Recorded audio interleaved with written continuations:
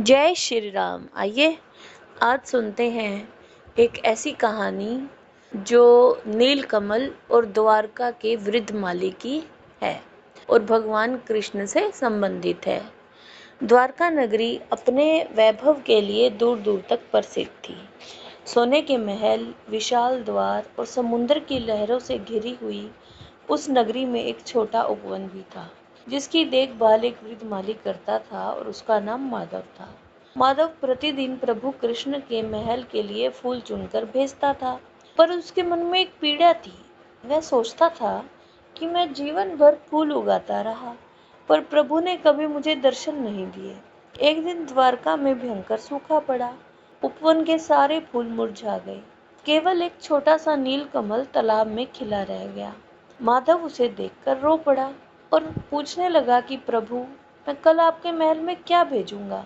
और ऐसा कहकर वो आकाश की तरफ देखने लगा। उसी समय एक साधारण ग्वाले के वेश में एक युवक आया, जिसके चेहरे पर अद्भुत तेज था। उसने मुस्कुराकर पूछा, बाबा, इतने दुखी क्यों हो? माधव बोला, मैं द्वारकाधीश के लिए फूल उगाता हूँ। आज केवल एक ही नीलकमल बचा है।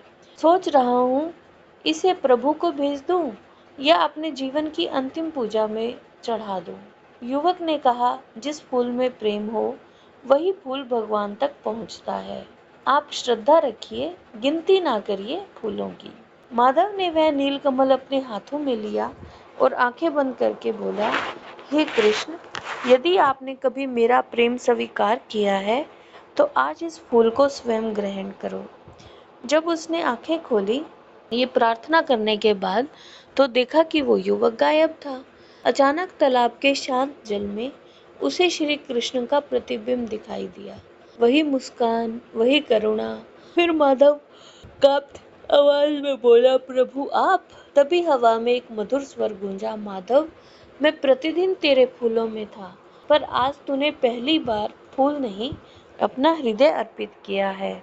ये सुनते ही वृद्ध माली की आंखों में आंसू बहने लगे। अगले ही क्षण सूखे उपवन में फिर से फूल खिल उठे। द्वारका की हवाओं में सुगंध फैल गई।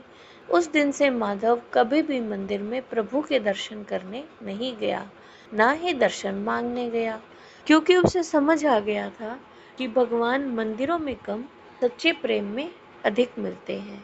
तो ये थी एक ऐसी कहानी जो ये बताती है कि मंदिर मंदिर जाकर जरूरी नहीं कि प्रभु के दर्शन हो।